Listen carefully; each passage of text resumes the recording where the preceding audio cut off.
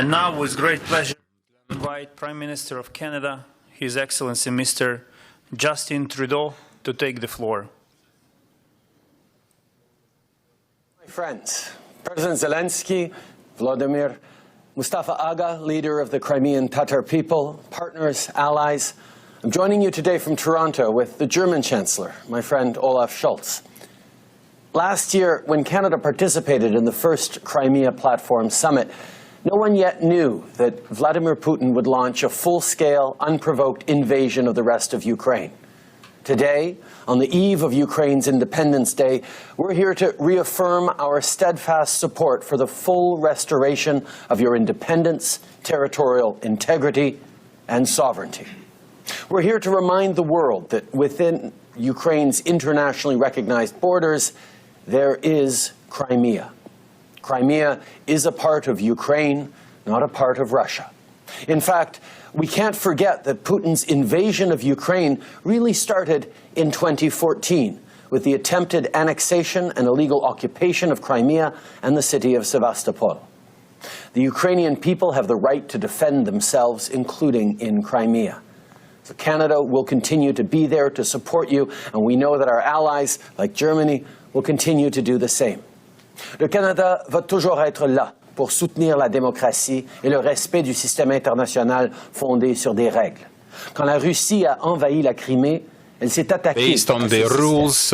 When Russia invaded Ukraine, they attacked the basic principles and rights. This is unacceptable. Back in May, I was in Ukraine, and I saw all the brutality of war waged by Vladimir Putin. Since 2014, Canada, with our partners, has imposed hard-hitting sanctions against over 1,750 individuals and entities from Russia, Ukraine, and Belarus. And today we're announcing new sanctions on 62 additional individuals and one defense sector entity that is complicit in Russia's war in Ukraine. We should all be deeply concerned about the consequences of Russia's war, both in Ukraine and around the world. This includes inflation, as well as economic, energy, and food insecurity. Through the IMF, we recently provide $450 million in loans to Ukraine to support the purchase of necessary heating fuel before winter.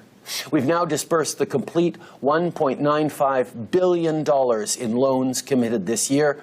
For food security, Canada proposed an initiative with the Food and Agriculture Organization of the United Nations, and we're investing $52 million to help address grain storage shortages in Ukraine. I want to repeat, yet again, that there are no sanctions on food. When the Russian regime blames sanctions for the food crisis around the world, they're engaging in disinformation. We need to continue fighting Russian disinformation.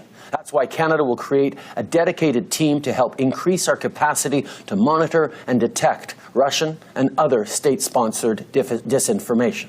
With this initiative, we will enable deeper international collaboration, including through the G7 Rapid Response Mechanism. Canada will also provide additional support to Ukraine's security sector institutions through two different projects. The first will support the National Police of Ukraine and Ukraine's state emergency services, including with the provision of essential equipment and supplies. And the second is focused on providing technical advice and support to Ukraine's Ministry of Defense. On ne doit pas s'habituer à cette guerre de la Russie et à ses horreurs. On doit continuer d'être là pour nos amis ukrainiens. Merci de m'avoir donné l'occasion de parler aujourd'hui et merci à tous les participants de continuer à faire leur part. We all remain steadfast. Thank you for participation in this and the opportunity to participate in this meeting. Я хочу передати слово Олафу Шольцу. Thank you, Your Excellency, and naturally, the floor now goes to the Federal Chancellor of Germany, Olaf Scholz. Sir, please.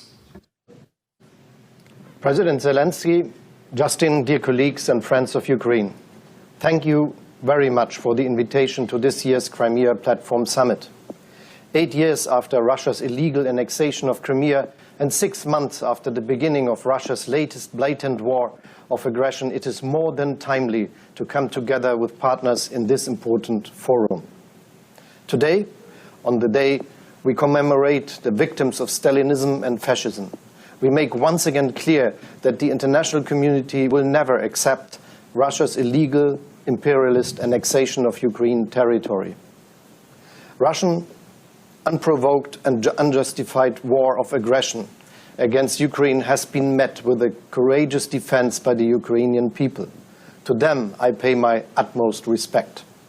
Their resolve and bravery are admired all over the world. They reject a world where might makes right, where great powers can just swallow up smaller states if they like.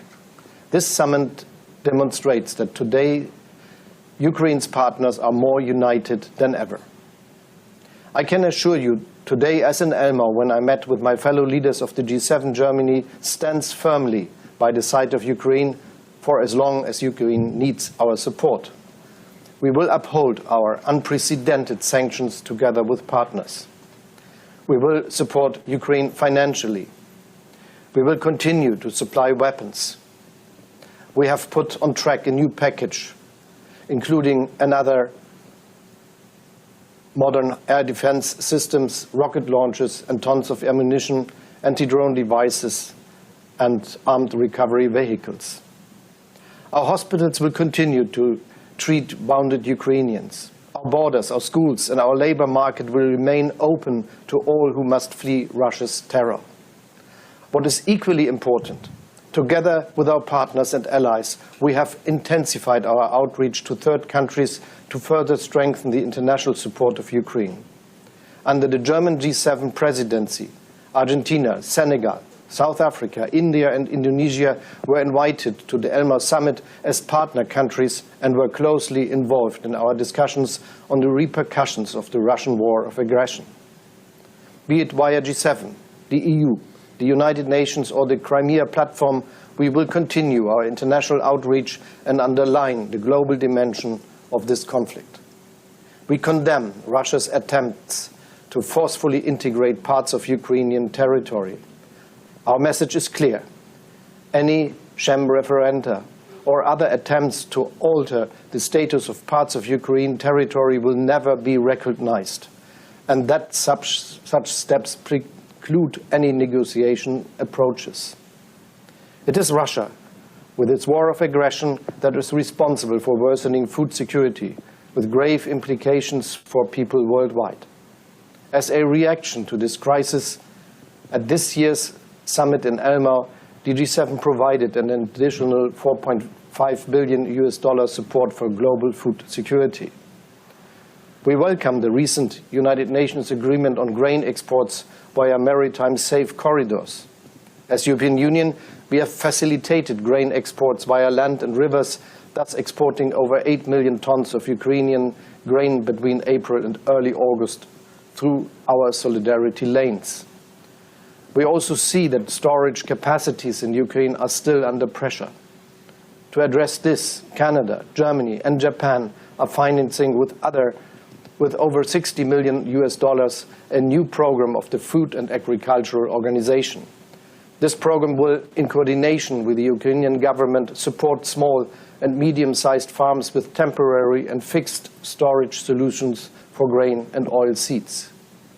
In addition, the international community also has to engage actively in the long-term reconstruction of Ukraine. Bearing in mind the size of the challenge, we need to accelerate the work that we started in Lugano. In support of this process, in my capacity as president of the G7 and together with the European Commission, I will host an international high-level expert conference for reconstruction in Berlin in October. We want to bring in international expertise as early as possible and take forward the proposals that are already on the table.